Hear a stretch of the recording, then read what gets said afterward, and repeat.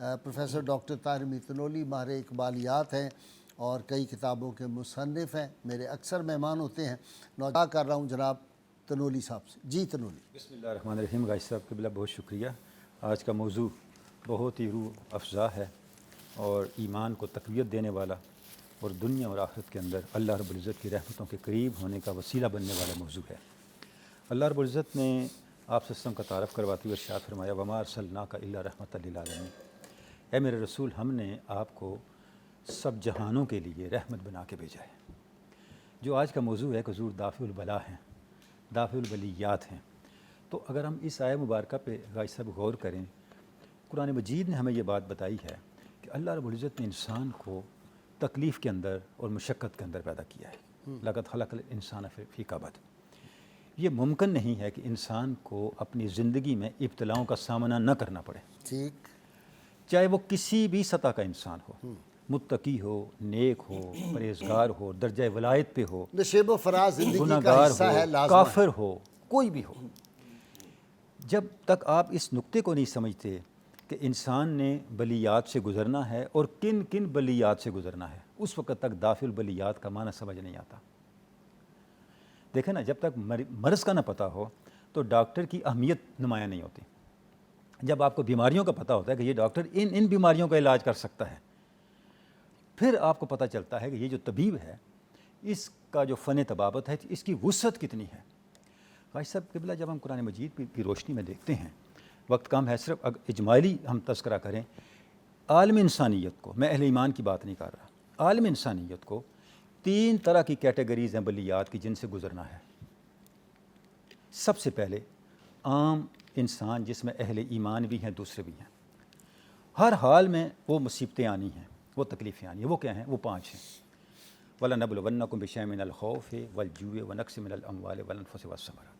یہ پہلا درجہ ہے کہ آپ کو آزمایا جائے گا، لازماً آزمایا جائے گا، بھوک کے ذریعے سے، خوف کے ذریعے سے، اموال کے نقص کے ذریعے سے، آپ کی جانوں کے نقص کے ذریعے سے، اور آپ کے ثمرات، حاصلات زندگی کے لٹ جانے کے ذریعے سے۔ جب آپ مہنگائی کا عذاب وہی ہے جب ان 5 یہ اس میں نہیں آتا، یہ ہمارے گناہوں کا خمیازہ ہے۔ نہیں، وہ اموال کا بھی تو نقصان ہے نا کہ ڈاکوؤں نے ہماری دولت لوٹی۔ حضور وہ جو اموال کا ہے نا، وہ اس کی اور مقصد ہے، اس کے مقاصد 3 ہیں تاکہ آپ اس پہ صبر کریں اور آپ کو اللہ کی طرف سے رحمت، صلوات اور ہدایت ملے۔ یہ ہمارے اعمال کا خمیازہ ہے، اس کے لیے اللہ رب العزت نے الگ سے بیان فرمایا۔ ٹھیک، اچھا، جب آپ ان 5 کیٹیگریز کو دیکھتے ہیں، ان 5 پہ آپ صلی اللہ علیہ وسلم دافع البلیات ہیں۔ اب دوسری کیٹیگری کیا ہے؟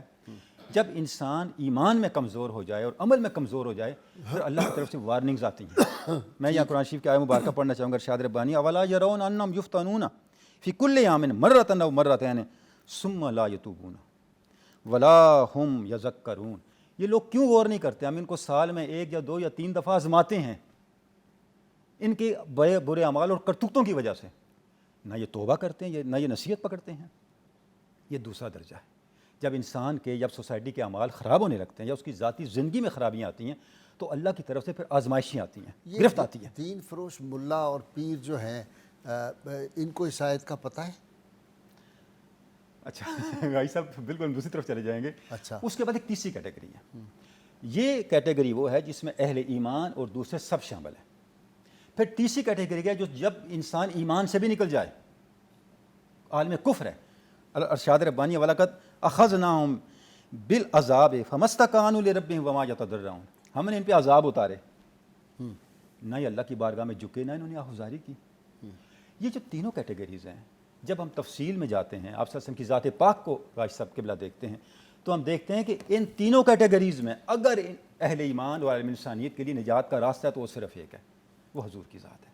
ابھی آپ نے امام بصیری کا ذکر کیا تو امام بصیری کا شعر مجھے بار بار ذہن میں آ رہا ہے، میں پڑھنا چاہوں گا۔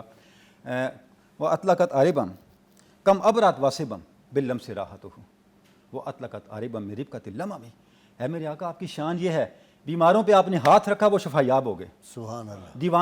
دیوانوں کو آپ نے چھوا، ان کی دیوانگی اور پاگل پن صحت اور ہوش میں بدل گیا۔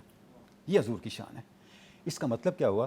جب ذاتی سطح پہ آپ دیکھتے ہیں، حضور ہمارے جسموں کی بلیات کی دوا ہیں، حضور ہماری روحوں کی بلیات کی دوا ہیں، حضور ہمارے خیالات نفسیات کی بلیات کی دوا ہیں، حضور ہمارے معاملات کی بلیات کی دوا ہیں۔ جو ہمارے لائف افیئرز ہیں، ان کی دعا ہے۔ اچھا اس کے بعد قاضی صاحب اگلا جو سمجھنے کی بات ہے، کیونکہ ہوتا یہ جب ہم ایک ایک حصے میں بات کرتے ہیں نا تو وہ بات پھر معاذ اللہ العظیم ایک اعتقادی مجادلے میں بدل جاتی ہے۔ اس موضوع کو بہت سسٹمیٹیکلی اور قرآن و سنہ کی روشنی میں آپ کی پوری ذات پاک کو سامنے رکھ کے سمجھنے کی ضرورت ہے، تاکہ ہمیں پتہ چلے یہ پورا ڈسپلن ہے حضور کا دافع البلاء ہونا، یہ ڈیبیٹ کا ایشو نہیں ہے، یہ ایک اصول ہے۔ لیکن میں ڈاکٹر تنولی آپ کو ابھی آپ کے آنے سے پہلے اپنے اسکالر سے بات کر رہا تھا، مجھے اتنا دکھ ہوا کہ ایک سینیٹری ورکر جو ہے وہ کہہ رہا ہے نعوذ باللہ کہ قبر انور کو آپ کھولیں، آپ دیکھیں حضور صلی اللہ علیہ وسلم وہاں نہ کھاتے ہیں نہ پیتے ہیں، نہ وہاں پہ کوئی باتھ روم ہے، نعوذ باللہ من ذالک۔ غازی صاحب مجھے ایک جملہ کہنے دیں، اور میں نے غازی صاحب ایک مجھے ایک جملہ یہاں کہنے دیں ورنہ یہ بات آتی رہ جائے گی۔ غازی صاحب قبلہ اگر اس نے یہ کسی نے بھی یہ بات کہی ہے، میں نے نہیں سنی، میں انہیں ایک جملہ یاد دلانا چاہوں گا، وہ اپنی اس بات کو دوبارہ کہنے سے پہلے اس جملے کو ضرور سامنے رکھ لیں۔ وہ جملہ کیا ہے؟ جب یہاں ایک مدعی نبوت سے پوچھا گیا کہ آپ کا یہ عقیدہ ہے کہ عیسیٰ علیہ السلام آسمان پہ نہیں گئے، فوت ہو گئے، تو اس نے یہی بات کہی تھی۔ اچھا اس نے کہا تھا عیسیٰ علیہ السلام آسمان پہ بولو براز معاذ اللہ کس طرح کرتے ہیں، کھاتے پیتے کیسے ہیں؟ واہ واہ واہ واہ، اس جملے کو مت بھولیں جس نے آپ صلی اللہ علیہ وسلم کے بارے میں یہ بات کہی ہے۔ ہوئے ہوئے ہوئے، اس جملے کو سامنے رکھ کے سوچیں کہ آپ کیا بات کر رہے ہیں۔ اس بدبخت نے ڈاکٹر طاہر القادری صاحب اللہ ان کو سلامت رکھے، انہوں نے کہا کہ جو کہتے ہیں حضور مر گئے وہ خود مرے ہوئے ہیں، اس کے جواب میں اس نے یہ بکواس کی۔ بھائی صاحب میں عرض کرتا ہوں یہ جملہ موجود ہے، ڈاکومنٹڈ جملہ موجود ہے واہ واہ، جو میں آپ کے سامنے رکھ رہا ہوں۔ مجھے بتائیں استغفر اللہ العظیم الف الف مرہ آپ صلی اللہ علیہ وسلم کے بارے میں اس جملے اور جملے میں کیا فرق ہے؟ بتائیں مجھے۔ کوئی فرق نہیں، یہ تو ایمان سے نہیں فارغ ہو گیا بندہ جو اس طرح کی گزارش بات یہ کرے۔ ہے، قرآن مجید کی بڑی واضح اس پہ ورڈکٹ ہے کہ وَهُمْ لَا يَفْقَهُونَ۔ جب آپ حضور کی بارگاہ سے تھوڑا سا دور ہوتے ہیں پھر انسان پہ فہم و فراست کے دروازے بند ہو جاتے ہیں۔ ایک آدمی جو اس طرح کی باتیں کرتا تھا جب وہ مر گیا تو اس کی قبر سے کئی دن تک کتے کا بھونکنے کی آواز آتی رہی، یہ ڈاکومنٹڈ چیز۔ تو بھائی صاحب ہمیں بہت احتیاط کرنی ہے۔ اچھا میں پھر اس موضوع پہ آتا ہوں، حضور دافع البلیات ہیں کیسے؟ دو چیزیں ہیں، دو پہلو ہیں آپ کی ذات پاک کے، ایک آپ کا معجزانہ پہلو ہے اور ایک آپ کی سیرت کا پہلو ہے۔ دونوں طرح سے آپ صلی اللہ علیہ وسلم نے بلاؤں کو دفع کیا۔ بھائی صاحب میں ایک جملہ آپ کے سامنے رکھتا ہوں، جی، صحابہ اکرام کی پوری زندگیاں اٹھا کے دیکھ لیں، مجھے اس صحابی کا نام بتائیں جس نے اپنے کسی مسئلے کے حل کے لیے حضور کو چھوڑ کے حضور کی موجودگی میں کسی اور سے رجوع کیا ہو۔ ہاں، رستہ کسی سے پوچھنا، کسی توہین ایک ہے صحابی میری۔ کا نام بتائیں جس نے دینی مسئلے کے لیے، ذاتی مسئلے کے لیے، شخصی مسئلے کے لیے، خاندانی مسئلے کے لیے، بھئی وہاں تو سادہ دیہاتی عورتیں بھی دوڑتی دوڑتی آپ کی بارگاہ میں آتی تھیں، یہ مسئلہ ہوا، اس کا کیا حل ہے؟ اب بھی پوری امت کے جو اہل خیر ہیں، اولیاء، مطلب کیا اقطاب، ہے؟ صلحاء، اس طرف توجہ بھائی کرتے ہیں۔ صاحب یہ طریقہ ہے صحابہ کرام کا، یہ طریقہ ہے امت کا جو صحابہ نے ہمارے سامنے چھوڑا ہے۔ دیکھیں مدینہ پاک کے اندر قحط پڑ گیا، جب قحط عام ہوا تو آپ صلی اللہ علیہ وسلم خطبہ جمعہ ارشاد فرما رہے ہیں۔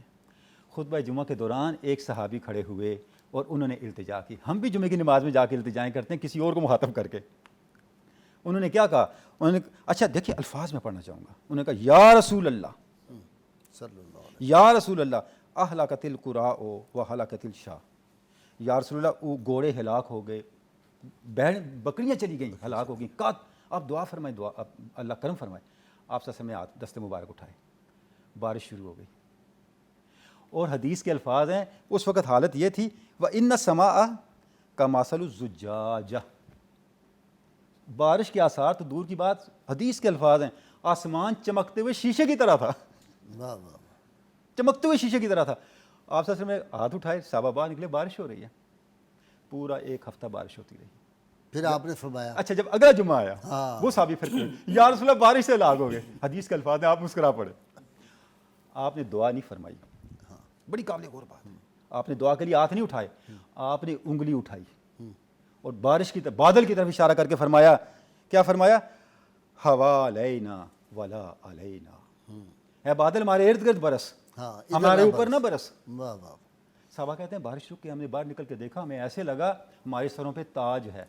تاج کا مطلب کیا؟ مدینہ پاک کے اوپر سے آسمان صاف ہے، ارد گرد بادل ہی بادل ہیں اور سب طرف بارش ہو رہی ہے۔ بھائی یہ تو سید عالمین صلی اللہ علیہ وسلم کو قربان جاؤں، آپ تو پھر رحمت بھائی کائنات۔ صاحب اس سے نا ایک نقطہ نہیں، میں ملتا ہے۔ یہاں بات آپ کو جو بتانا چاہتا ہوں، حضرت شیخ ناظم 2001 میں ہمارے گھر تشریف لائے ہوئے، اللہ اکبر، مئی کا مہینہ، شدید گرمی، آخری عشرہ تھا، تو اتنا حبس تھا، پنکھے لگے ہوئے تھے، ججز حضرات تھے، بیوروکریٹ تھے، ظاہر ہے میرے تعلقات سارے لوگوں سے، تو بہت بڑا اجتماع تھا۔ تو شیخ ناظم جو تھے ان کو بھی بہت گرمی و حبس لگ رہا تھا، تو انہوں نے آسمان کی طرف دیکھا اور کہا کہ Ali Hujwiri it's too hot in your city, 3 دفعہ کہا. ود ان 5 منٹس ایسی بارش برسی ہے، ہمیں چیزیں سنبھالنی مشکل ہو گئی اور اتنی ٹھنڈ ہو گئی کہ لگے کہ مری میں جو آپ بیٹھے نے واقعہ سنایا اس میں 2 باتیں عرض کرنا چاہوں گا.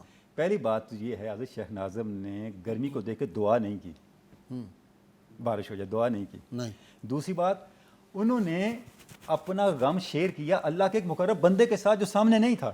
واہ واہ واہ واہ واہ واہ اس کا اثر یہ ہو گیا. واہ واہ واہ. آپ کہاں بات کر رہے ہیں بھائی صاحب؟ اسلام جو کوسچن ہے کر رہے رسول اللہ صلی اللہ بھائی علیہ صاحب، ابھی وسلم ایک کی سیرت اتھارٹی. کا پروگرام تھا وہاں میں نے عرض کیا حضور کی سیرت ایسی ہے، یہ مردوں کو مرد اور مردوں کو زندہ مرد بنا دیتی ہے. واہ واہ. آپ اس امت کو مردہ بنانے چاہتے ہیں حضور کی ایسی تعارف کروا کے؟ یہ مرد مومن ہے جس کا کائنات پہ تصرف. علامہ نے کہا جب انسان حضور کی سیرت پہ چلتا ہے تو وہ ورلڈ میکنگ اور ورلڈ شیکنگ پہ پہنچ جاتا ہے. چاہے تو دنیا بنائے، چاہے تو دنیا تو ریکنسٹرکشن ہے. خدائے لم یزل کا دست قدرت تو زبان تو ہے. اچھا وہ تو شاعری ہے نا، اللہ کا نثر، وہ بندہ تو شاعری ہے، مومن کہتے ہیں کہہ سکتے ہیں جذبات میں کہا. میں نثر اور انگریزی نثر کوٹ کر رہا ہوں. اچھا بھائی صاحب، یہ جو آپ سے ارشاد فرمایا ہوا علینا ولا علینا، اس کا مطلب کیا ہے؟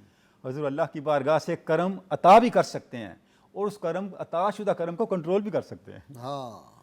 ہمارے ظرفوں کو دیکھ کے، ہماری استعداد کو دیکھ کے عطاؤں کو کم و بیش بھی کر سکتے ہیں. تو لولی صاحب، رحمت کا ایک مطلب یہ بھی ہوتا ہے جو چیزوں کو بیلنس رکھتی ہے. جی، جس سے آپ کی بقا ہے. میں نے انگلینڈ میں دیکھا ایک جگہ پہ سمندر جو ہے وہ کوئی 5-6 فٹ اونچا ہے، سڑک نیچی ہے، پانی نہیں نیچے آ رہا. سبحان اللہ. تو میرے ساتھ جو نوجوان تھا اس نے مجھے پوچھا کہ ساری یہ کیا ہے کہ سمندر اوپر ہے، پانی نیچے کی طرف آتا ہے. میں کہا اس کو رحمت کائنات اس کو رحمت ہے کہ ہر شے کو بیلنس اپنی جگہ پہ رکھا ہوا ہے. رحم مادر کا مطلب کیا ہے؟ جہاں سے بچہ اوریجنیٹ ہوتا ہے، ہاں. کہ وہ زندگی کے اوریجنیٹ ہونے کی جگہ ہے. رحمت کہتے ہیں زندگی کے اوریجنیٹ کرنے اور زندگی کو باقی رکھنے کو. ہر وہ تقاضا جو زندگی کو باقی رکھنے کے لیے، بقا دینے کے لیے ضروری ہے، وہ رحمت ہے، اور وہ ہے صرف حضور کی ذات.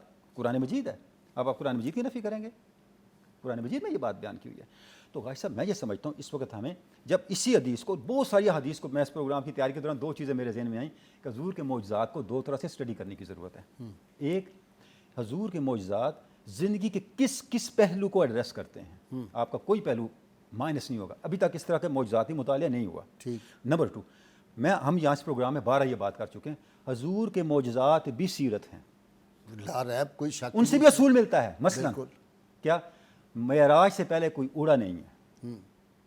معراج سے پہلے انسان نے پرواز نہیں. بالکل ٹھیک. کش سے ثقل سے معراج نے نکالا ہے. بھئی لوہا بھی کبھی اڑا ہے؟ ہاں. مجھے کوئی پرواز کرتا ہوا انسان دکھائیں معراج سے پہلے. ویسے بھی یہ مسلمانوں نے شروع کیا ہے، اسپین سے ہوا ہے. ٹھیک. اور ویسٹ اس کو مانتا ہے. ویسٹ کی جو ہسٹری آف سائنس ہے اس میں اس کو اکنالج کیا ہوا ہے. ان لوگوں کی بایوگرافیز جن مسلمانوں نے یہ کوششیں کی. 2 مسلمانوں کا ذکر، ایک ٹرکی کا تھا خلافت عثمانیہ کا، اور ایک اندلس کا تھا، جو پھر اسی دوران ان کی جانیں بھی چلی گئیں. بلکہ جو ٹرکی کا تھا اس کی جان نہیں گئی، اس کو بعد میں مولویوں نے مارا تھا. اس کو فتوے دے کے کفر کے کہ اللہ سے مقابلہ کرتا ہے، اس کو لٹکوا دیا. تو جو اسپین والا تھا وہ خود اس حادثے کا شکار ہو گیا. تو غازی صاحب، یہ تو آغاز ہم نے کیا کیونکہ شعور حضور کی سیرت نے دیا. یہ پاسبل ہے. دیکھیں، جب حضور حضرت عکاشہ کی آنکھ یہاں رکھ کے ٹھیک کر رہے ہیں، حضور 2 کام کر رہے ہیں. پہلا یہ اس کو شفا دے رہے ہیں، دوسرا عالم انسانیت کو بتا رہے ہیں یہ پاسبل ہے. پاسبل ہے، آنکھ لا کے یہ پاسبل ہے ہو سکتی اور ہے. یہی وجہ ہے کہ مسلم جو غازی صاحب ہمارے گزرے ہیں طبیب، انہوں نے اپنی آنکھوں کے آپریشن خود کیے ہیں. یہ ہسٹری ہے کس معراج پہ وہ گئے ہیں، اور ان کی لکھی ہوئی کتابیں صدیوں تک پڑھتی جاتی ہیں. شک صدر کا جو واقعہ ہے، یہ ہارٹ اوپن ہارٹ سرجری کا کوئی تصور تھا؟ بتایا یہ پاسبل ہے. ہاں. حضور نے جتنے معجزات ہیں یہ بنیادی طور پہ تسخیر کائنات کی پاسبلٹیز کے ایوینیوز ہیں. بالکل ٹھیک. اب ہم نے ان کو اس طرح بھی مطالعہ کرنا ہے. آپ یہ دیکھیں، جب آپ دوسری طرف جاتے ہیں معاذ العظیم کہ وہ قبر میں استغفر اللہ ہے، تو آپ تو پورے علم کے دروازے امت پہ بند کر رہے ہیں. آپ کر کیا رہے ہیں؟ نہیں ویسٹ سیکھ رہا ہے آپ سے.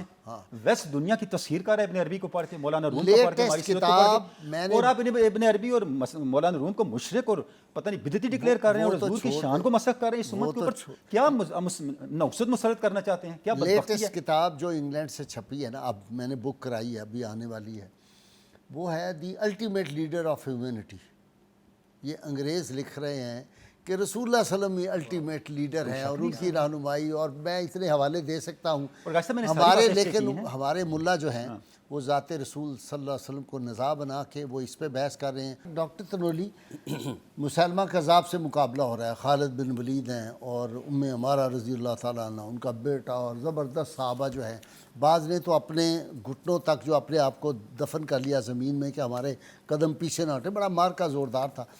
وہاں بھی نعرہ جو تھا یا محمد یا محمد لگ رہا ہے۔ ان صحابہ کا عقیدہ تو یہ تھا، اور ہمارا اب یہ معاملہ یہ ہے کہ انبیاء سے خطائیں ہو سکتی ہیں، رسول اللہ کے خاندان سے خطائیں نعوذ باللہ ہوئی، فلاں یہ ہوا، اور ان معاملات پہ ہمارا جو ہے وہ ساری جو ہے وہ انرجی ضائع ہو رہی ہے۔ اچھا امت صاحب، کو آپ کس نے چکر میں ہم صحابہ ڈال- کے عقیدے کی بات کی کہ آپ صلی اللہ علیہ وسلم کے حوالے سے، اور آپ صلی اللہ علیہ وسلم کی برکات کے حوالے سے ان کا عقیدہ کیا تھا۔